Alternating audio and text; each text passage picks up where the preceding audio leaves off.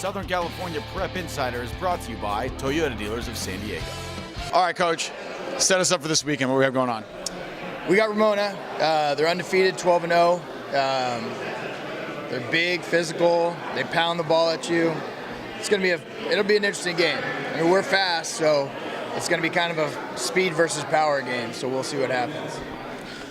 Being one of the lower seeds in this division and being so successful, now a lot of guys are looking at you guys as, wow, Steele Cannon's actually a really good football team.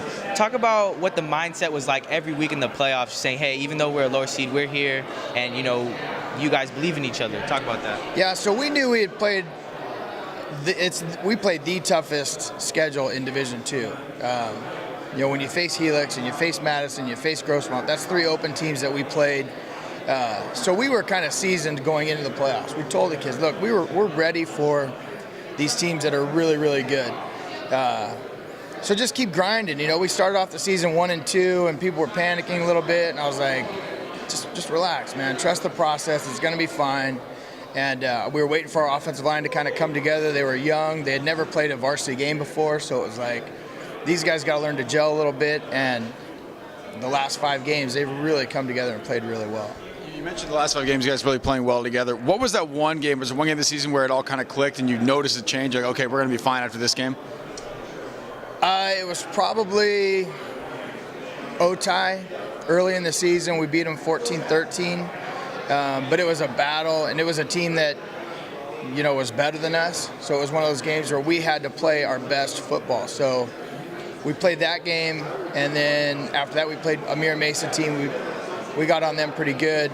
And then we had Helix coming in, and we knew how good Helix was going to be. So, but I think really that Otay game, that gave the kids the confidence. Like, look, we can compete with the better teams that are out there.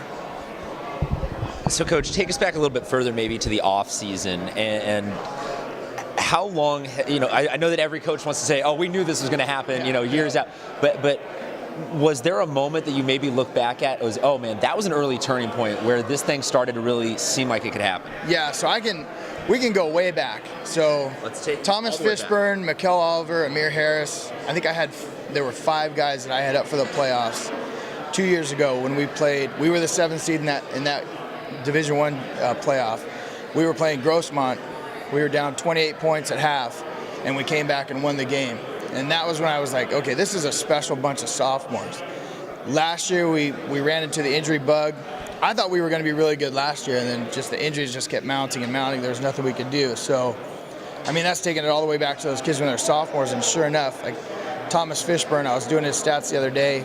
He's accounted for over 33 touchdowns this year, 10 rushing, 23 passing. Started at free safety. He's got punt stats. He's got punt return stats. He's got kickoff stats. He's got PAT stats. I mean, the kid is just like it's insane. And he fills the Gatorade coolers. And he's an outstanding athlete, an outstanding kid. So those kids have really matured. Mikkel's he's been injured a few times, but when he plays, teams have to account for him and where he's at. Unfortunately, Amir tore his ACL this year, so he hasn't been able to play. But I tell you what, he's at every practice. He's the loudest kid at games cheering for the guys. So I knew it was going to be a great group of kids as they matured. And sure enough, they got us to the championship. So. Yeah, we were at practice a few weeks ago. They all seemed in pretty high spirits, seemed pretty confident going to that semifinal game. Now you guys are here. What is it going to take from those kids to bring home the ring? You can't make mistakes. That seems to be, it's everybody's Achilles heel. You get into a turnover thing, and it just seems like the ball never bounces your way. But I like our game plan to this point. It's still really early. We'll get the kids on the field today and kind of tweak some things to figure out what they're going to do.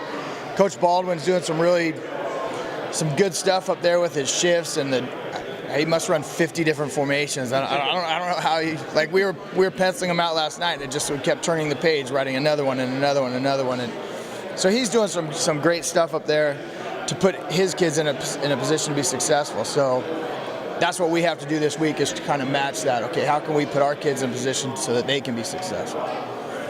Well, it certainly will be an interesting game, watching the lowest remaining seed in all of the playoffs across all of the brackets try and close it out.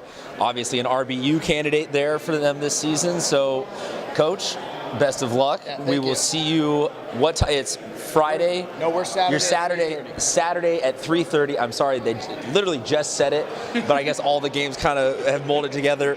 All I know is the D5-1 is over, and we're now got 2 more games. So, Coach, best of luck. Go check them out. It's going to be a very physical. I think they're Physical gonna be very physical. and We're physical. Gonna try to be fast. Physical and fast. Thank you very much, Coach. Best of luck.